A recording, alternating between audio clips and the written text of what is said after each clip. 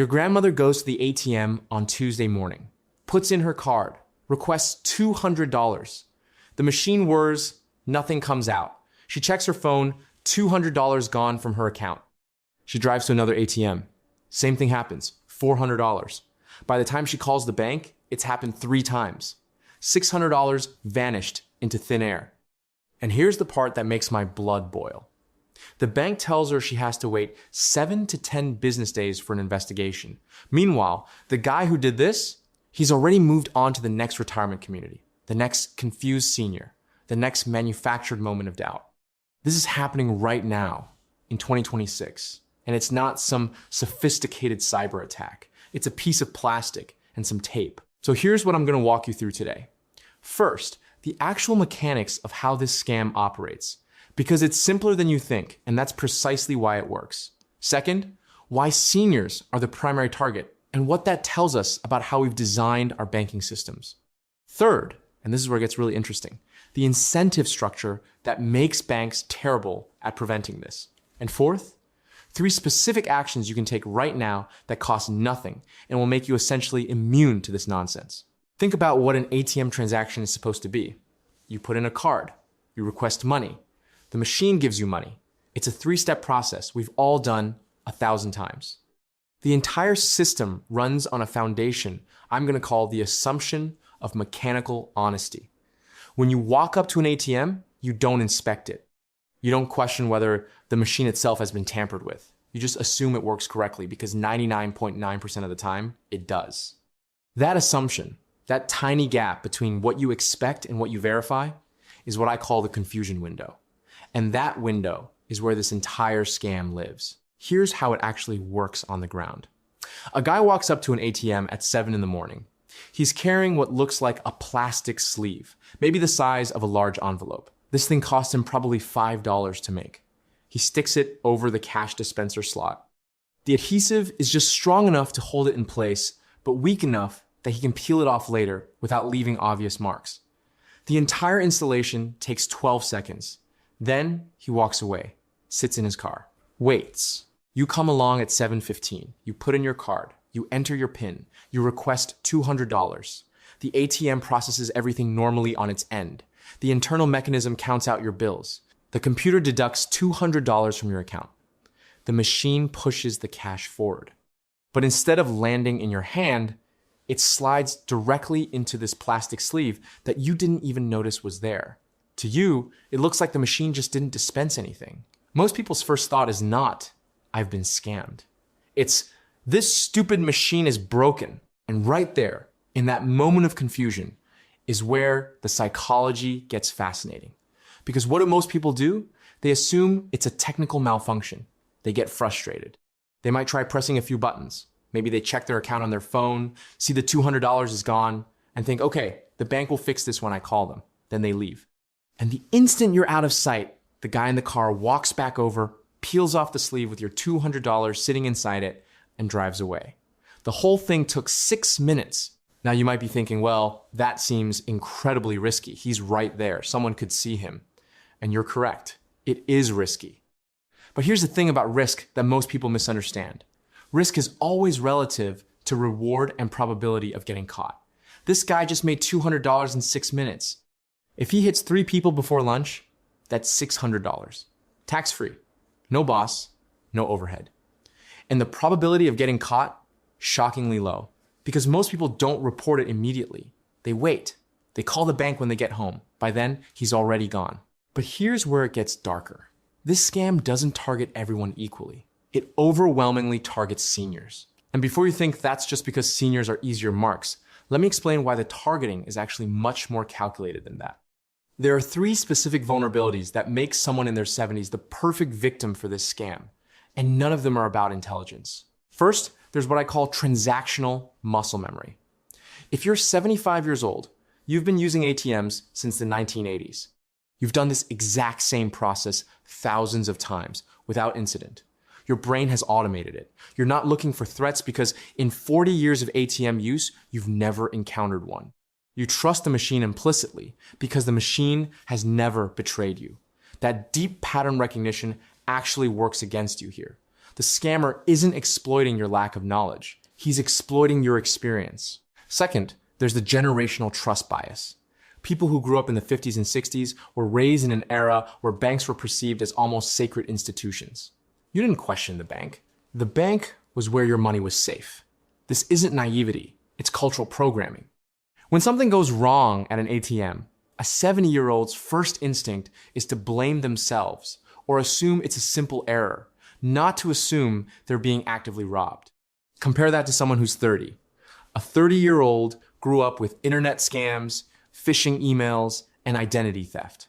They're paranoid by default. Seniors often aren't, not because they're foolish, but because their formative years didn't train them to be. Third, and this is the one that makes me angriest, there's the mobility and advocacy gap.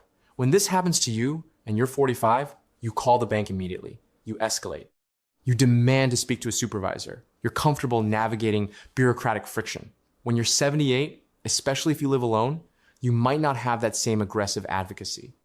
You might accept the 7 to 10 day timeline. You might not push back when the bank implies you might have made a mistake. The scammer knows this. He's not targeting seniors because they're dumb. He's targeting them because the system is less likely to fight for them. There's a story I heard from a guy who used to work in bank fraud detection. He told me about a woman in Phoenix, 82 years old, who got hit with this scam 3 times in 1 week at 3 different ATMs. Total loss, $900. When she finally got through to the fraud department, the bank's first question wasn't which ATMs were these so they could warn other customers. It was, are you sure you didn't receive the cash and forget? That question, that one sentence. It tells you everything you need to know about whose side the system is on. Now, here's where we need to talk about the part nobody wants to address. Why are banks so bad at stopping this? And I don't mean bad in the sense that they're incompetent. I mean bad in the sense that their incentive structure doesn't reward prevention. Let me walk you through the math, because the math explains everything. Say you're a regional bank with 800 ATMs across 5 states. You get reports of this cash trapping scam happening at a rate of about 1 incident per week per 100 machines. That's 8 incidents a week. Average loss per incident, let's call it $300. That's $2,400 per week, or about $125,000 per year in fraud losses. Sounds like a lot, right? Now consider what it would cost to actually prevent this. Prevention would require either physical redesigns of the cash dispensers to make them tamper evident, which would cost roughly $2,000 per machine for retrofitting, or it would require human monitoring like security cameras with live review, which adds about $50,000 per location annually for staffing. If you do the retrofit across 800 machines, that's $1.6 million upfront. The fraud losses are $125,000 per year. The payback period is almost 13 years. From a pure balance sheet perspective, it's cheaper to just eat the fraud losses and reimburse customers after the fact. But wait, you might say, what about the reputational damage? Don't banks care about looking bad? Sure, they do. But here's the cynical part. Reputational damage only matters if people know about it. Most victims of this scam don't go to the media. They don't write reviews. They just quietly accept the refund, if they even get one, and move on. There's no viral outrage, no class action lawsuit. So from the bank's perspective, the optimal strategy is to do nothing proactive and just handle complaints reactively as they come in. Now, let me give you a specific case study so you can see how this plays out in real numbers. Let's call him Robert. He's 71, retired postal worker, lives in Scottsdale. Every Thursday, he goes to the same ATM at the same Safeway to withdraw $300 for the week. Cash for groceries, gas, tips, the occasional lunch out. He's been doing this exact routine for 6 years. Thursday morning, 9:30 a.m., he pulls up to the ATM, puts in his card, requests $300. Machine makes the normal sounds. Nothing comes out. He checks his account on his phone, $300 debited. He figures the machine's broken, drives to a different ATM 4 blocks away. Same thing happens. $300 debited, no cash. Now he's starting to panic. He calls the bank's fraud line, gets put on hold for 18 minutes, finally reaches someone. They tell him he needs to file a formal dispute. They'll investigate. It'll take 7 to 10 business days. Meanwhile, he's out $600, and he needed that money for his medications this week. Here's what actually happened. The scammer had watched Robert for 2 weeks. He knew Robert came every Thursday at 9:30. He set the trap at 9:15, 15 minutes before Robert arrived. Robert was the first and only target. The scammer took the $600 and was in his car heading to Tucson by 10 a.m. He'll hit a different city next week, different retirement communities, different predictable routines. The whole operation is designed around identifying patterns and exploiting them at scale. Robert eventually got his money back, but it took 19 days, not 7. And the bank never told him what happened or how to prevent it. They just refunded him and closed the case. No follow-up. No education, no warning signs posted at that ATM. Because again, the incentive isn't prevention, it's cost minimization. Let me hit you with the really depressing part. This scam is just one version of what I call manufactured confusion attacks. The formula is always the same. Find a system people trust implicitly. Introduce a tiny deviation that creates doubt. Exploit that moment of confusion before the victim can orient themselves. It works at ATMs. It works with fake QR codes on parking meters. It works with phone calls claiming to be from the IRS. The common thread isn't the technology, it's the psychology. We're wired to trust familiar systems. And the moment that trust is violated, we experience a brief period of cognitive dissonance where we're more likely to make mistakes. There's actually research on this from behavioral economics. It's called the expectation violation effect. When reality doesn't match expectation, your brain essentially reboots. It takes somewhere between 3 and 7 seconds for you to recalibrate and start problem solving rationally. That window, those few seconds, is when you're most vulnerable. Scammers don't need you to be stupid. They just need you to be human. To be fair, some banks are starting to take this more seriously. I've seen a few regional credit unions that have installed anti-skimming devices and tamper-evident seals on their ATMs. But these are outliers. The vast majority of financial institutions are still playing defense after the fact rather than preventing the problem up front. And you know why? Because the regulatory environment doesn't punish them for it. There's no law that says a bank has to retrofit its ATMs with anti-tampering technology. There's no fine for failing to warn customers about emerging scam tactics. The entire system is built on reactive compliance, not proactive protection. Now, let me give you the 3 things you actually need to do about this. And these are not generic tips. These are specific behavioral changes that work. First, develop what I call the pre-transaction scan. Before you even touch the ATM, take 5 seconds and visually inspect the cash dispenser slot. You're looking for anything that seems like it doesn't belong. A piece of plastic that looks slightly off color, a seam that shouldn't be there, any adhesive residue around the edges. This isn't paranoia. This is basic visual verification. Think of it like checking your rearview mirror before you back out of a parking space. It's a habit that costs you nothing and could save you hundreds of dollars. Wiggle the card reader too. If anything feels loose or moves when it shouldn't, walk away. Find a different ATM.